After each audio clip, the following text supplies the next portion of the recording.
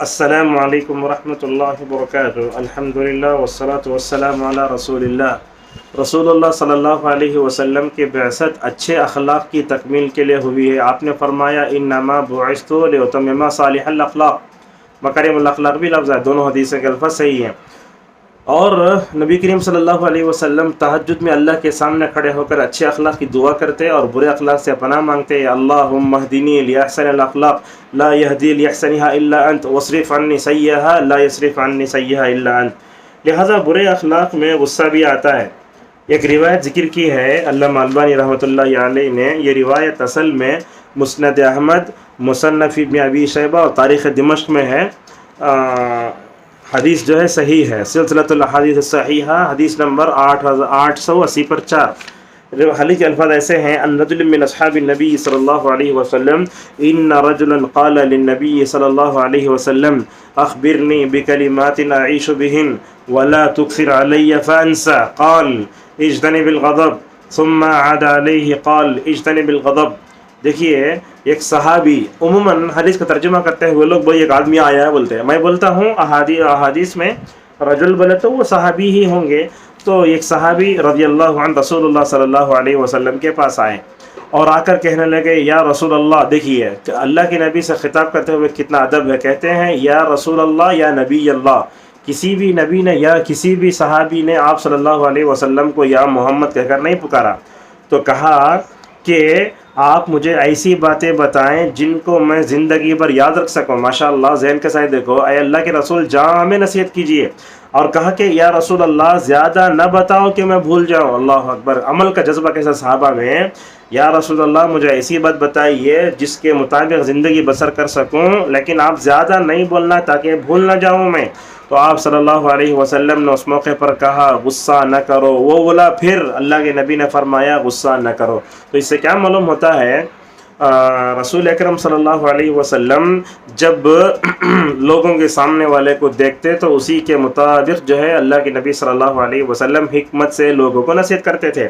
لہذا آپ صلی اللہ علیہ وسلم نے اس آدمی کو دیکھ لیا کہ نصیحت مختصر بھی ہونا، جامع بھی ہونا اور ایسی ہونا کہ اس کے لیے اس میں بہت سامان ہو۔ تو اللہ کے نبی نے فرمایا غصہ نہ کرو، تو پھر بولا پھر بولو غصہ نہ کرو۔ بعض روایتوں میں 3 مرتبہ کا ذکر آتا ہے۔ اس حدیث سے معلوم ہوتا ہے کہ ہمیں مخاطب کے حالات کو دیکھ کر ہی بات کرنا چاہیے۔ اسی کو کہتے ہیں دعوت میں حکمت، جیسا کہ اللہ نے کہا ادع الی سبیل ربک بالحکمہ۔ اور اسی طریقے سے سوال کا جواب دینے میں بھی ہمیں مخاطبین کا لحاظ رکھنا چاہیے، جیسا کہ رسول اللہ صلی اللہ علیہ وسلم نے اجتنب الغضب کہا، بخاری کی روایت میں آیا لا تغضب، 3 مرتبہ بھی ویسے ہی فرمایا۔ اور اس حدیث سے ایک بات یہی معلوم ہوتی ہے کہ اللہ کے نبی صلی اللہ علیہ وسلم کسی بات کی اہمیت کو بتانا چاہتے تو تکرار سے بولتے تھے لا تغضب لا تغضب لا تغضب، جیسا کہ جھوٹی گواہی کے بارے میں اللہ کے نبی نے ٹیک چھوڑ دیا اور سامنے آ کر اتنی مرتبہ کہا۔ راوی حدیث کہتے ہیں لیتہ سکت، اللہ کے نبی خاموش ہے تو کتنا اچھا ہوتا۔ اس حدیث سے ایک بات یہ بھی معلوم ہوتی ہے کہ یہ اخلاق رذیلہ میں غصہ بھی آتا ہے، اور بعض علماء کہتے ہیں کہ غصے کا تعلق نفسانی خواہشات سے ہے۔ تو نبی کریم صلی اللہ علیہ وسلم نے اس آدمی کو غصہ پر قابو رکھنے کی تاکید کی۔ اہل علم کہتے ہیں غصے کو پی جانے میں ہی صالحیت کے معراج ہے۔ رسول اللہ صلی اللہ علیہ وسلم نے غصے پر قابو رکھنے والے شخص کو بہادر اور پہلوان قرار دیا ہے۔ کم اور جائز غصہ کسی حد تک ضرور ہے، یعنی انسان غصہ آتا ہے، لیکن غصے کی بے اعتدالی بڑی خامی اور برائی ہے۔ اسی لیے بعض علماء بولتے ہیں سب سے بہترین آدمی وہ ہے جسے غصہ جلدی آتا فوراً چلا جاتا ہے۔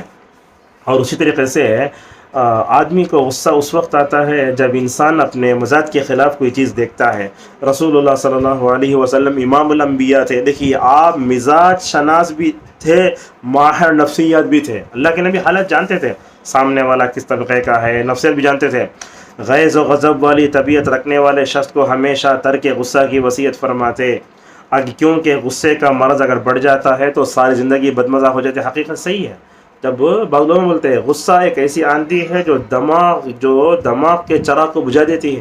تو اس طریقے سے ہماری ازدواجی زندگی، ہماری تعلیمی زندگی، اساتذہ ہوں، طلبہ ہوں، بیوی ہوں، شوہر ہوں، ماں باپ ہوں، کہیں بھی ہوں، جہاں تک ہو سکے اپنی زندگی میں غصے پر قابو رکھنا چاہیے، ورنہ غصہ تو ایسی چیز ہے کتنے لوگوں کی زندگیوں کو اجاڑا ہے غصے نے۔ اسی لیے علماء بولتے ہیں خوشگوار زندگی کے اصول میں غصے پر قابو پانا بھی ضروری ہے۔ اور آپ صلی اللہ علیہ وسلم نے ایک حدیث میں کہا غصہ شیطان کی طرف سے ہے، اور ظاہر ہے کہ جو چیز شیطان کی طرف سے ہوتی ہے اس میں خیر و بھلائی کا پہلو کم ہوتا، خیر و بھلائی کا پہلو ہی نہیں ہوتا۔ روایت میں آیا آپ صلی اللہ علیہ وسلم نے غصے کا علاج بتاتے ہوئے کہا بیٹھا ہے تو لیٹ جائے تو وضو کرے، تو اللہ تبارک و تعالیٰ غصہ کو دور فرما دیتے ہیں۔ عثمان بن ابی العاص رضی اللہ عنہ غصے کے ساتھ قرض کے معاملے لے کر رسول اللہ صلی اللہ علیہ وسلم کے ممبر کے پاس آئے، لڑنے لگے ایک دوسرے سے، آوازیں زور ہو گئیں ممبر رسول کے پاس۔ آپ نے عثمان بن ابی العاص کو بلایا، کہا اعوذ باللہ پڑھو، غصہ ٹھنڈا ہو جائے گا۔ وہ صحابی بولتے ہیں اس وقت کے بعد زندگی میں جب بھی غصہ آیا فوراً بسم اللہ پڑھا۔ تو بہرحال غصے جب ہوتا ہے تو دونوں آمنے سامنے نہیں کھڑنا چاہیے۔ اگر غصہ طالب استاد کرتا ہے طالب علم کو جھک جانا چاہیے، اور شوہر بھی کو معاملہ صحیح ہے۔ اور احادیث میں غصے کو پی جانے کی بڑی فضیلتیں بیان کی گئی ہیں۔ رسول اللہ صلی اللہ علیہ وسلم نے فرمایا لا تغضب فلک الجنہ، اور قیامت میں حشر کی عدالت میں جو لوگ غصے کو پیتے ہیں قیام ان سے کہا جائے گا جنت کی جس حور سے شادی کرنا ہو شادی کر لو۔ قیامت کے دن کی رسوائی جہاں بڑی ہے وہاں اس کا اعزاز بھی اتنا ہی بڑا ہے۔ تو جہاں تک ہو سکے ہمیں اپنے غصے پر کنٹرول کرنا چاہیے، اور غصے کا سب سے بہترین علاج اگر نفسیاتی اعتبار سے دیکھیں، غصے کے وقت جا کے آئینے کے سامنے کھڑے ہو جاؤ، آپ کا چہرہ کیسا ہوتا دیکھ لو۔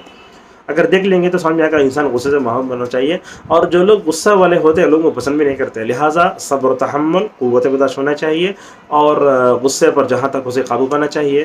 اللہ تبارک و تعالی ہم سب کو نبی کریم صلی اللہ علیہ وسلم کی اس جامع نصیحت پر ہمیشہ عمل کرتے رہنے توفیق عطا فرمائے۔